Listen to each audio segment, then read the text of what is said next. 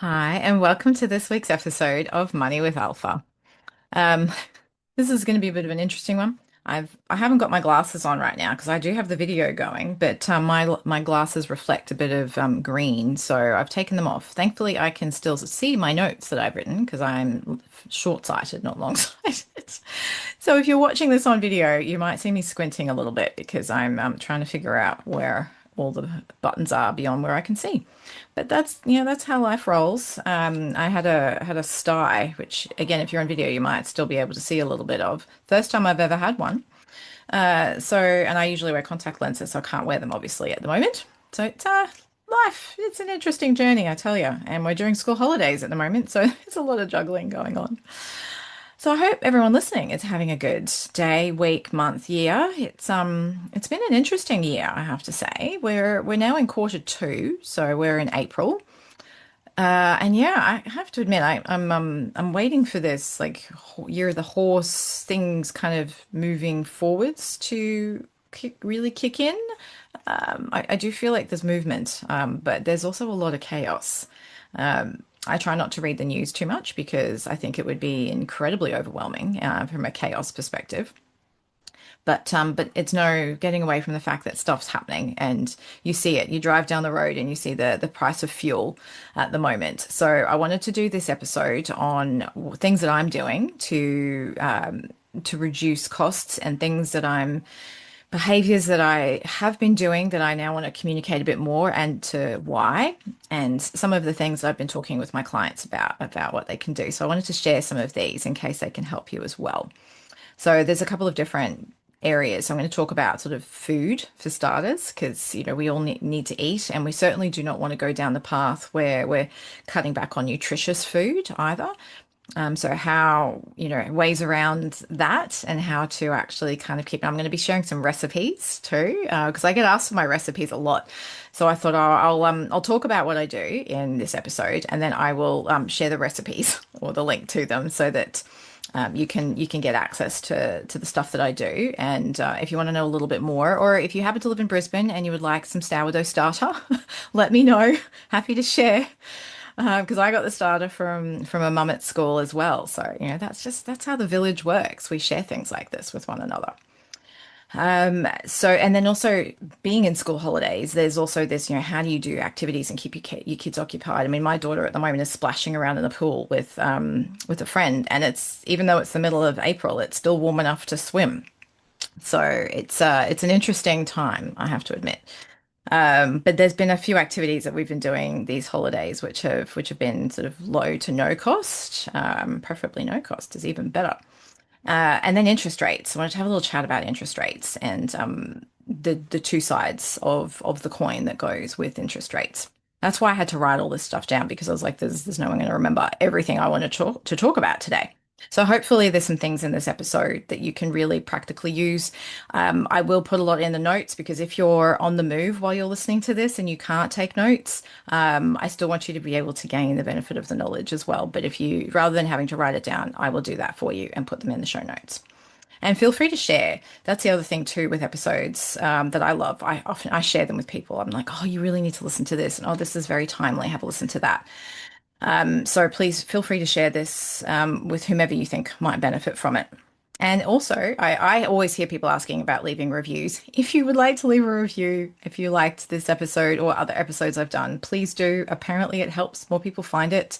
I don't know exactly how that works, but if you feel inclined to, that would be lovely. So, firstly, food I want to talk about. So because I work in the money space, I'm constantly, and it's not, I mean, our cost of food has been on the rise for years. So it's probably going to be a bit more compounded now, unfortunately. But during the COVID crisis, things started happening. So I had already started to adjust what I was doing, and I hadn't actually even started my business yet. So I was just doing this for me. And then I started to share what I was doing with clients. And I was doing cost comparisons. So I'd done this full, I need to refresh it actually, but I'd done this full cost comparison between the traditional supermarkets like your Coles and Woolies, or what is it, Safeway, whatever it's called elsewhere, and Aldi, and also Costco. And from a cost perspective, Costco came out ahead of all of them. There is, however, a membership fee, which has gone up. So I do need to refresh this. Aldi's very cost effective. It just unfortunately doesn't have the same range of products and also the brands too. So that's sort of where it kind of falls down a bit. And they also don't have, they have some organic products. Like I try to eat as organic as possible. And fresh produce, I go to a spray-free farmer's market so that at least the cost is a bit lower than the organic stuff, but it still doesn't have the pesticides. Because the other thing I discovered, on a little bit of a sidebar, is even though something is marked as certified organic, there are still, I think it was a list of like 25 pesticides that were still legally able to be used and still be classified as organic. So I prefer spray free in general, and I also try and grow my own food. Not the easiest thing in the world. I've had an armyworm infestation in my veggie pod, which I'm very annoyed about, but I think hopefully, touch wood, I'm getting on top of it. Anyway, I digress. So I mainly shop at Aldi and Costco.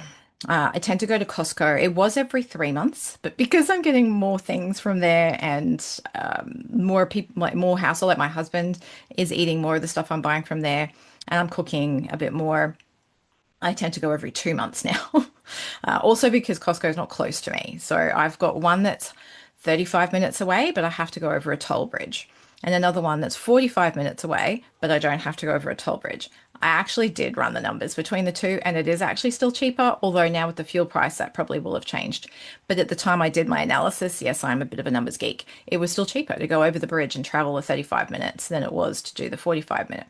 But either way, I do it every 2 months just so that I, don't have to go. I'm planning ahead so I don't have to do this every week or every sort of few weeks. So I actually have, and this is something that I found really handy because when you go to Costco, if you haven't been before, apart from the fact that it's this big warehouse, it can be a little overwhelming and there's so many products. And if you go with kids, like I go with my daughter, she's like, "Oh, I want this, Mama. Oh, I want that." And it's like, no, no, I'm not spending $20 and buying 10 packets of this thing for you to try it and not like it. So if you go, I think it's before 4 o'clock, and especially on a weekend in the morning is better. They have samples, so you can try stuff first and see if you actually like it. The other thing to remember as well is that if your kids go off the thing that they absolutely loved and had to have, make sure it's something that you will eat because I don't eat meat. So anything that's meat related, I'm like, will my husband eat it? Yes, no. If it's a no, I don't get it. So I was like, no, no, you're going to go off this at some point because there's like 10 packets of this thing and you'll probably get sick of it after two.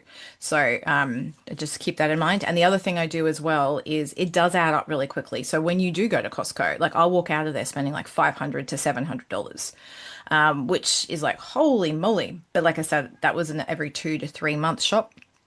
And I'm buying different things each time. But I actually have in my notes section of my phone my Costco list, and I will actually tick the things that I need for that specific trip. Otherwise, what will happen is, which has happened to me, I'm there and I'm like, oh, I'm only here every few months. I will get some more like tomato paste. I get home, I already have a little carton of tomato paste. So now I've got 2 cartons of the thing. So it's hard to keep track of what you've got sometimes because I'm not going to do a grocery stock take in the pantry before I go. Sometimes I do, sometimes I don't. But I have a list and then I'm very clear I want to stick to that list. Otherwise, it can go absolutely nuts. So that's the one caveat with Costco. Aldi obviously is a little bit easier because they're everywhere. I've got one I can cycle to. And I still have a list to make sure that I try and stay on path because all of those things that they have in their catalogs every week that they stick in the middle of the store can be very distracting. And it's like putting candy at the checkout. It's very easy to just go, oh, well, just get this. And oh, look at that. They don't have this. They only have this once a year. I'm going to get that. So try to stay focused is my message there. Bread is something that I actually started making my own bread about 3 years ago. Possibly, actually, probably about four, maybe about 4 years ago now. Mainly because, like, post COVID, getting raw ingredients for things or the bakery that because I get spelt sourdough. So and the cost of spelt sourdough has gone up quite a lot. One place that I've been to was trying to charge $12 for it, and I was like, whoa, no, not for a loaf of bread. And then even the bakery that I use or I've been going to, they've been inching it up, and it's now at $9 a loaf. And I costed it out. I can still make it for 5.50 a loaf. So I'm like, no, I'm making it. It's like almost half the price. And it has taken me a while to perfect the process, which is why I'm going to write it down for you so that you don't have to spend a year making mistakes like I did to try and get it right. But now I make it maybe once or twice a week, depending on how much bread gets eaten in the house. I don't eat a huge amount of bread, and neither does my daughter, but my husband does. So, yeah, and sometimes I will supplement with the bakery stuff if I just haven't had time. But I've got through, it's a 24-hour process, but I've gone through how to actually make it work. I actually just made or refreshed my starter this morning, and then I will start the bread making process tonight at about, yeah, 8 or 9 o'clock, and then it'll proof overnight. I'll do a couple of my folds. Anyway, I won't go into the detail of it, but if you want it, you can read the recipe and my notes on how to do it. But it does cost, and I buy spelt flour in a 12.5 kilo bag, and it comes down to about $4 a kilo, and I use about half a kilo in my bread. So that's pretty, and then all the other ingredients and electricity and all of that goes into it is what kind of gets it up to like the 550. And there's usually a little bit of extra flour I have to use when I'm doing some of the proofing, so it doesn't stick. But it's quite cost effective to do it that way. So when I actually had somebody ask me recently, "Oh, are you buying flour in bulk?" And I was like, "Yes, but I always do." So this is not a change in behavior. This is just a normal state for me. And if you're looking to try and find where to buy them, the European delis are actually the European like foods places have it actually for the best price. So we've got a couple. I do what I call my wog shopping every sort of, again, about 2 months. And I'll go and I'll get some of the products and produce that I can't get anywhere else. But the wogs, and I am a wog, so I use that term very lovingly. They like to buy stuff in bulk. So if you go to their food sort of grocery stores, you can buy stuff in bulk. So that's another way to look at it. If you can't get to a Costco, just look for one of those European food markets. So that's the bread. I've been making my own face cream now for over a year, and I absolutely love it. I'm constantly, and I'm trying to say this in a somewhat like humble way, but I'm often kind of said, "Oh, I love your skin looks so like clean." I mean, that is also the fact that I mainly only drink water and I eat very healthily. But I've been using my own face cream now for over a year. And I'll put the recipe for that in there as well. But it's not tallow. This one, if you're like I don't have a non sort of, I don't have a vegan one because of my philosophy, although I do like the fact that it's vegan. But I just love the fact it's based on aloe vera gel, which is so calming and cooling and smooth and sort of like nourishing for the skin. And I don't have water in mine. I live in a very humid environment. We have maybe 2 months, if that, of the year where it gets a little bit dry, in which case sometimes I'll add a bit of a face oil to it. But for most of our year, it's very humid. So I actually don't want a face cream with water in it because it makes me sweat. So my face cream is specifically designed for our climate, but you can always add a little bit of like jojoba oil or rosehip oil to this if you want to make it a little bit more sort of moisturizing, I suppose, for dry skin. But I will put my recipe in there for that, and it is, oh, I love it. I've been making my shampoo for almost a year now as well. It is Castile soap, like unscented Castile soap base, the Dr. Bronner's. And the ingredients I get from, there's a couple of different places. Some things I do have to get from Amazon because I can't find it elsewhere. But there's a website called Vitalia, Vitalia.com, I think it is. I'll put that in the notes too. They have really good products as well and well priced too for like shea butters and even the aloe vera gel. The aloe vera gel I do get from Amazon because I don't want it to have all these other additives in it. The only thing mine's got in it is I think some glycerin in addition to the aloe vera. Because even though a lot of them say like 99.9% aloe vera, they've got like three or four other ingredients in there. And I just want it as pure as possible because I'm adding my own stuff to it to make my face cream. Anyway, back to the shampoo. So I'll put the recipe for that one. And then this one is a like a vitality one. So because perimenopause/menopause is happening, I've been, hormonally going nuts, hair loss, all the kind of beautiful, wonderful things that go with getting older.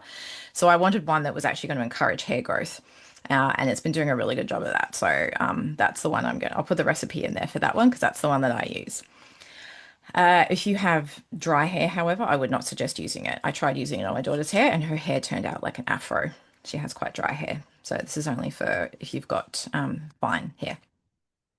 I make my own yogurt. I did actually invest in a Woolstead yogurt maker for this. I found it, it was on sale through Kitchen Warehouse. And because I have some dairy issues, like digesting, I don't know why, but specifically Australian made dairy. But A2 milk, I'm better at digesting. So, and I can't find A2 milk yogurt, and I love just Greek style yogurt. So I've been making my own yogurt. Um, Based on it with A2 milk in that. And it's actually a lot cheaper to buy it that way as well because yogurts have gotten expensive. I went to buy just a little tub of it just as the initial starter when I first started it. And I was when I was looking at all the yogurt tubs, I was going, holy moly, yogurt's gone up because I haven't bought it in so long because I can't really eat it. So yeah, so making my own now is a lot more cost effective because I think I spend $2.50 on a liter of A2 milk and it makes 8 little tubs of yogurt. So that, yeah, extremely cost effective that way. I do cook quite a bit. So for those who don't like cooking, I have actually discovered my daughter got this out of the library at school. It's the Nicole Maguire, the one who does the simple home edit. She has the simple dinner edit. It's actually a really, really good, simple, easy, fast cookbook. And there's recipes in here that I've made over and over again. I don't, if you're looking at this on video, I have like, I don't know, 15 different tabs there. This is just for the ones I make regularly. And it's really, really good. I've been I if I can't decide what to make for dinner, I'll just dig into this, and I'll usually have most of the ingredients, unless it's the fresh stuff. Like if I'm making a butter chicken for my husband and daughter, I have to go buy the chicken, or if there's any like the fresh produce stuff, then I'll have to go buy that. But it's really, really good. Most of the stuff that you'll need is already in your pantry. Simple, not complex. I do love Jamie Oliver, but I find his recipes a bit complicated for me.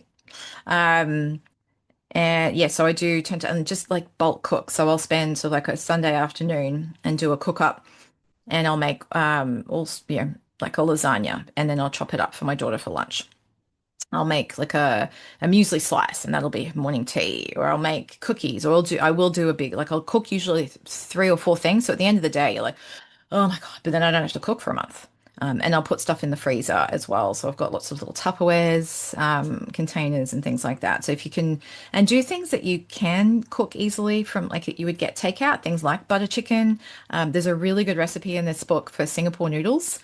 I've made it a number of times. I buy these. They're actually, it's a type of bean, mung bean noodles from one of the delis here. So it's also got protein in it.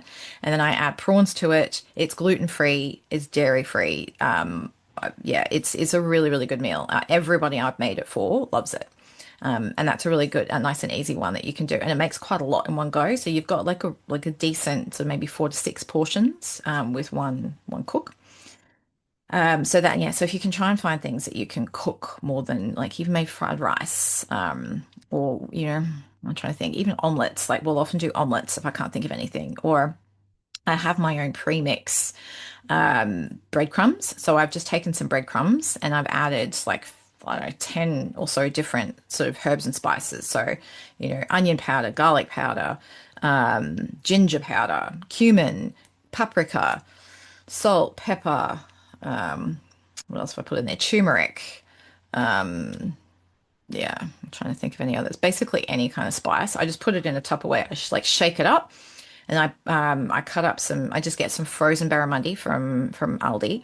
I take the skin off, chop it up. I cover it in that mix, like toss it, and then I put it in the fridge for about half an hour, and then I just like flash fry it, and then some little tortillas that you can get little like street tacos with some corn, tinned corn, some red cabbage, a bit of chipotle sauce, some coriander. I have some in the garden, and then I just make little fish tacos. That's another favorite. So there's a few things that you can do to just keep the meals really nice, but simple and not like time consuming and too hard to cook. It's just the ideas more than anything, which is where recipe books like this come in handy.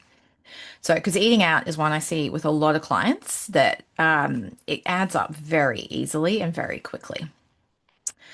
Fuel, of course, a big topic at the moment. So what I've been doing is I have an app called Petrol Spy.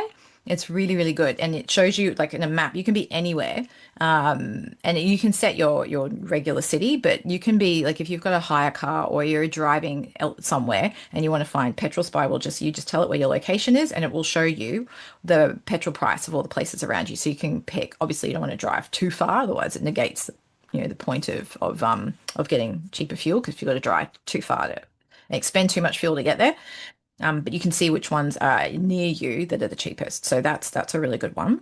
Um, I try and bike places if I can. Like the other day, my daughter and I we went into the city to see and that sort of leads into my next one, which is school holidays. Our Brisbane City Council put on a whole lot of free stuff. We went to a circus at City Hall. So we rode our bikes to the train station.